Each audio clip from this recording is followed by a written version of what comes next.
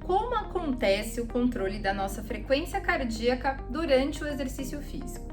Olá, eu sou a professora Carla Montenegro e vou conversar um pouco com você sobre como acontece o nosso controle de frequência cardíaca em repouso e em exercício. Bem, para compreender o nosso mecanismo de adaptação ou por que nós condicionamos frente a diversos estímulos frequentes como o exercício físico, é importante que nós entendamos a circuitaria, do sistema nervoso autonômico. Então, nós sabemos que sistema cardiovascular e sistema pulmonar, ele tem um controle que independe da minha vontade. Então, eu não fico mandando estímulos como para outros músculos para o coração contrair e relaxar. Isso não depende da minha vontade. Por que não depende da minha vontade? Porque quem coordena esse estímulo é o nosso sistema nervoso autonômico, ou seja, independente, de forma autônoma, ele vai disparar, sinais elétricos para contrair e relaxar musculatura cardíaca, contrair e relaxar musculatura respiratória para causar expansão da caixa torácica e permitir entrada de ar aos pulmões, tá certo?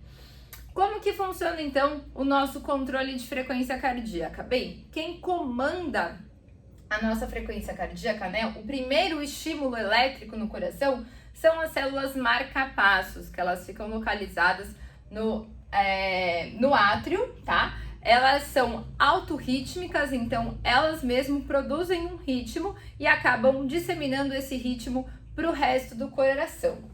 Porém, essas células marca-passo, elas ditam um ritmo entre 90 a 100 batimentos por minuto em repouso. Ué, Carla, mas a minha frequência cardíaca não é 90 a 100 batimentos por minuto em repouso. A minha frequência cardíaca é muito menor que isso.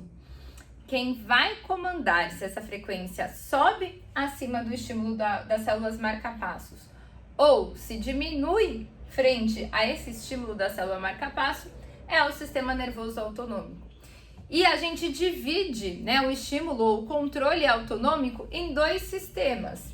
Sistema nervoso simpático, que é o sistema que aumenta o estímulo, então ele excita mais as células, então é maior a quantidade de disparos elétricos. E nós temos o sistema parasimpático, que é aquele que diminui. Então, em condições de repouso, nós temos uma maior ativação do sistema nervoso parasimpático, porque eu não preciso de muita energia circulante, eu não preciso bombear mais sangue, não preciso aumentar a minha pressão arterial, então eu tenho uma maior carga parasimpática. Em condições de estresse, seja estresse físico ou psicológico, estresse físico considerem o exercício físico, ou estresse psicológico, em que meu organismo ele entra numa condição que nós chamamos de luta ou fuja, que eu preciso disponibilizar condições fisiológicas para o meu corpo lutar contra aquele estresse ou fugir daquele estresse, eu tenho uma maior ativação simpática. Então, em condições de exercício físico ou um estresse psicológico, por exemplo, apareceu uma barata aqui na minha sala. Eu preciso ou lutar contra ela ou fugir dela. A minha opção vai ser fugir. Então, eu preciso de uma descarga simpática para aumentar a quantidade de sangue circulante, de oxigenação, pressão arterial, para fazer com que eu tenha fisiologicamente uma reserva disponível para fugir daquele estresse, tá certo?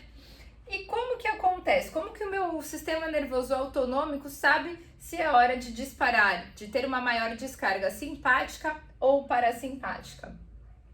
Nós temos, alguns receptores espalhados pelo nosso corpo inteiro que vão sinalizar o nosso centro de controle do sistema nervoso autonômico, que para o sistema cardiorrespiratório ele fica localizado no bulbo. Então, ele detecta alterações e vai sinalizar o sistema nervoso autonômico lá no bulbo, e lá ele vai decidir se ele tem uma descarga maior simpática ou não, se ele tem uma predominância parasimpática. Nós temos receptores centrais localizados principalmente, né, nas artérias aorta e carótida, que são as referências, vamos dizer assim, em irrigação de sangue arterial para o corpo inteiro. E nós temos receptores químicos e mecânicos. Não só nessas artérias, mas esses são os receptores centrais, tá certo? Nós temos espalhados pelo corpo inteiro. Entendam que os receptores químicos ou quimioceptores, eles são sensíveis à concentração de oxigênio e gás carbônico que está circulante no meu sangue. Por exemplo, se está reduzindo a quantidade de oxigênio, está sobrando gás carbônico, né? Eu preciso de mais oxigênio, ou seja, ele vai gerar uma sinalização para o sistema nervoso autonômico que vai falar: meu amigo, está faltando oxigênio, me ajude nesse sentido. O que o corpo vai fazer? Dar uma descarga simpática para aumentar a frequência respiratória, aumentar a frequência cardíaca e pressão arterial, para garantir com que eu consiga melhorar não só a captação de oxigênio, mas a demanda, conseguir distribuir para todos os locais, todas as células do meu corpo que precisam de mais oxigênio, tá? Então, esses são os receptores químicos que vão influenciar se está sobrando ou se está faltando oxigênio. Por exemplo, uma condição contrária a essa. Acabei de terminar o meu exercício físico, eu estava com a frequência cardíaca lá no alto, frequência respiratória lá no alto, eu preciso manter tudo isso mesmo em repouso? Então começa a sobrar oxigênio e o corpo vai sinalizar, né, o meu sistema nervoso autonômico, o meu bulbo vai falar: olha, tá sobrando oxigênio, pode economizar energia, o nosso corpo ele foi feito para economizar. Então economize energia porque está sobrando oxigênio. Consequentemente, ele vai dar a resposta inversa, né? Então, ativação de parasimpático vai reduzir a frequência respiratória e vai reduzir frequência cardíaca e pressão arterial. Carla, então são só esses receptores químicos responsáveis por essa sinalização?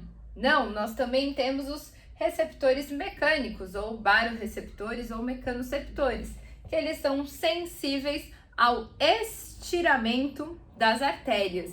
Então, eles estão mais relacionados ao estímulo mecânico, relacionado à pressão arterial. Se eu estou com uma artéria em vasoconstrição ou vasodilatação, se eu estiver com ela muito dilatada, a chance da pressão arterial cair demais e esse sangue não chegar aonde deve é muito alta. Então, sinalizo lá o bulbo e falo: meu amigo, tô precisando aí aumentar essa pressão. Então, ele vai liberar substâncias que geram vasoconstrição para aumentar a pressão arterial, descarga simpática.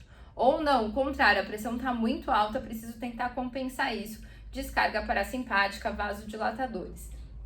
Então, os mecanoceptores, eles são sensíveis principalmente ao estiramento dessas artérias. Então, ele vai sinalizar o bulbo na condição de preciso aumentar ou diminuir o estímulo através do sistema simpático e parasimpático para controle da minha pressão arterial e garantir com que o sangue chegue para todas as células que necessitam. Por que o exercício físico ele é sensacional para a gente quando nós falamos em sistema nervoso autonômico? Porque nós condicionamos, melhoramos a velocidade de resposta. Lógico que diante de todos os benefícios, né? Mas falando especificamente na questão de disparos simpáticos e parasimpáticos, a gente gera uma sensibilidade reflexa. O corpo ele fica muito mais sensível, né, às alterações de estiramento e de concentração química dessas substâncias. E sinaliza muito rápido para o nosso sistema nervoso autônomo, né, que vai gerar essas respostas também de forma mais rápida. Ele já sabe o caminho, ele responde muito mais rápido. Então, quando a gente fala em condicionamento, por que a sua frequência cardíaca é mais baixa no repouso? Por que você responde muito mais rápido ao exercício físico? Você atinge a frequência mais rápido, recupera mais rápido?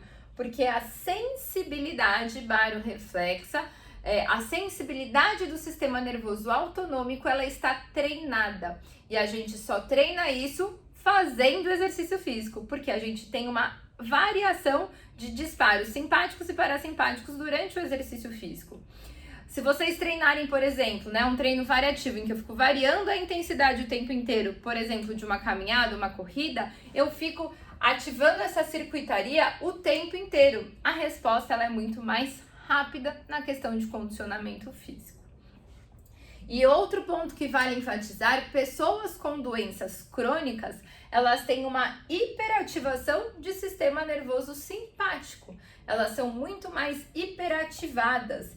Isso gera uma condição de estresse para o nosso corpo muito grande, alterações de sistemas, não só cardiovascular, pulmonar, mas sistema urinário, que também está relacionado ao controle de pressão arterial e outros fatores de risco, por conta de uma condição crônica que faz com que aqueles indivíduos sejam hiperativados, tenham uma hiperatividade simpática. Isso acontece muito com pessoas com insuficiência coronariana, com doença arterial coronariana, com diabetes, com apneia obstrutiva do sono. Já é comprovado cientificamente que são pessoas que possuem um sistema nervoso simpático mais ativo, mesmo em condições de repouso. Certo? Então, esses são os conceitos básicos para a gente compreender como funciona a resposta do nosso sistema cardiorrespiratório frente a um estímulo do exercício físico.